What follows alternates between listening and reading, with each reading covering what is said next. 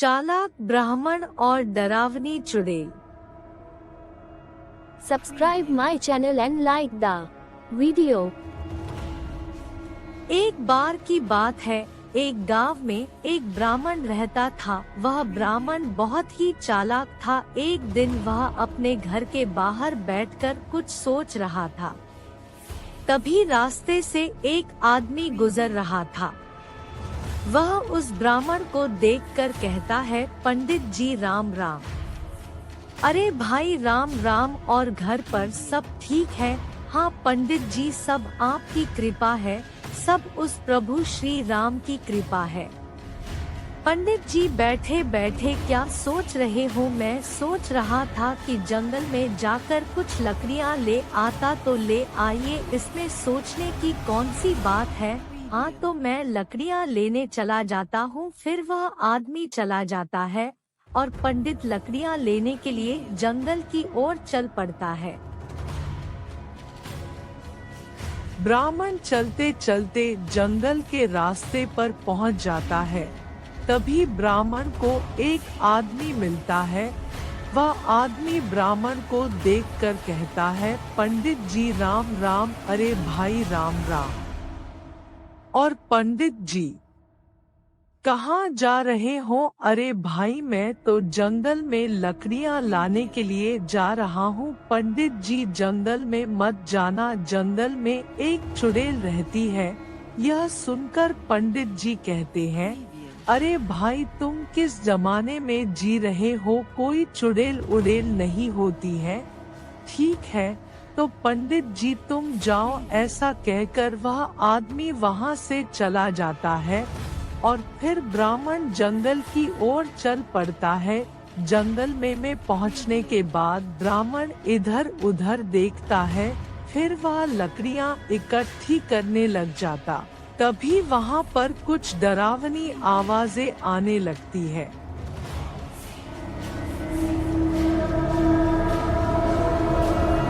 फिर ब्राह्मण डर जाता है और अपने चारों ओर देखने लगता है। और अचानक ही उसके सामने एक बहुत ही डरावनी चुड़ैल आ जाती है। उस चुड़ैल को देखकर ब्राह्मण डर जाता है। फिर वह चुड़ैल कहती है, आज तो बड़ा ही मजा आएगा, बहुत दिनों के बाद किसी ब्राह्मण का कलेजा खाने को मिलेगा। फिर चुड़ैल उस ब्राह्मण से कहती है, जल्दी से तेरा कलेजा मुझे दे दे, मुझे बहुत तेज भूख लगी है। फिर ब्राह्मण डर जाता है और कुछ देर सोचने के बाद बोलता है, अरे चुड़ैल जी मैं तो आज मेरा कलेजा घर पर ही भूल के आ गया हूँ। मैं तुम्हें घर जाकर मेरा कलेजा लाकर दे दूंगा। यह सुनकर चुड़ैल बोलती है, अच्छा तो तू मुझे पागल बना रहा है। अगर तू वापस नहीं आया तो एक काम कर, मुझे तुम्हारी लकड़ियाँ दे दे, और तुझे ये लकड़ियाँ तभी मिलेगी जब तू मुझे तेरा कलेजा लाकर देगा। चुड़ैल कहती है, जा अब जाकर मुझे तेरा कलेजा लाकर दे। यह सुनकर ब्राह्मण खुश हो जाता है और फिर वहाँ से भाग आता है और घर आकर कहता है, आज तो बड़ी मुश्किल से जान बची है। बजरंग बली महाराज ने मुझ पर बड़ी कृपा की है। आज के बाद उस जंगल में कभी नहीं जाऊंगा। इसी तरह की अनेकों कहानियाँ सुनने के लिए हमारे चैनल सब्सक्राइब करें और बेल आइकन को प्रेस करें। चालाक सेठ की कहानी। Subscribe my channel and like the video. एक गांव में रतनलाल नाम का एक सेठ रहता था। वह बहुत ही धनवान था। उसके पास धन की कोई कमी नहीं थी। उसके पास अपना खुद का एक बड़ा सा घर था और शहर में भी उसकी बहुत सारी दुकान थी। उसके पास पैसों की कोई कमी नहीं थी। वह जीवन में बड़े ही ऐशो आराम से रहता था। रतनलाल अपने ही गांव के लोगों को पैसे उधार दे देता था। वह अपनी पत्नी के साथ रहता था। वह बड़ा ही चालाक और दयालु था। एक दिन दोनों कुछ बातें कर रहे थे।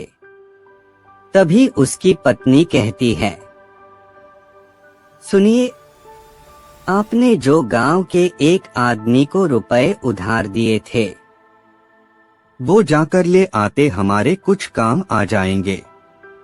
फिर रतनलाल कहता है, तुम ठीक कह रही हो, मैं पैसे कल सुबह जाकर ले आऊंगा।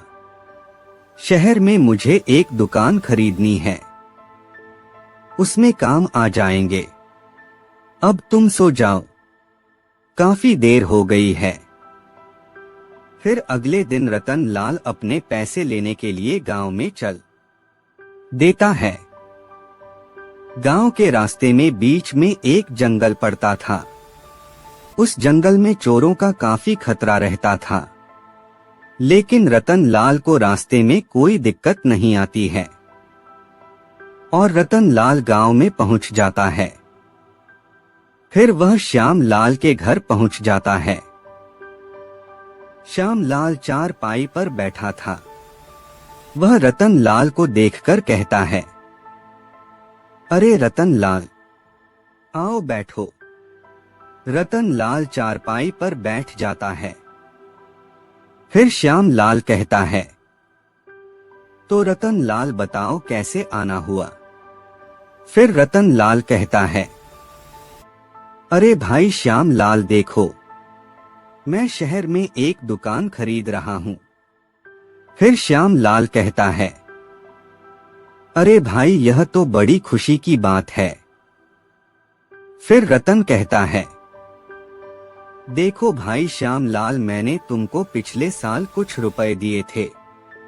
अगर तुम वो रुपए मुझे दे दो तो मैं दुकान खरीद लेता। अरे भाई रुपए तो मिल जाएंगे, तुम बहुत दिनों में हमारे घर आए हो, खाना वाना खाकर जाओ। रतनलाल कहता है, अरे भाई खाना बनने में बहुत देर हो जाएगी, वैसे भी मुझे काफी दूर जाना है। फिर श्यामलाल रतनलाल को रुपए दे देता है और रतनलाल अपने घर की ओर चल देता है। रतनलाल को चलते हुए काफी देर हो जाती है। चलते चलते वह जंगल में पहुंच जाता है और फिर शाम का भी वक्त हो जाता है।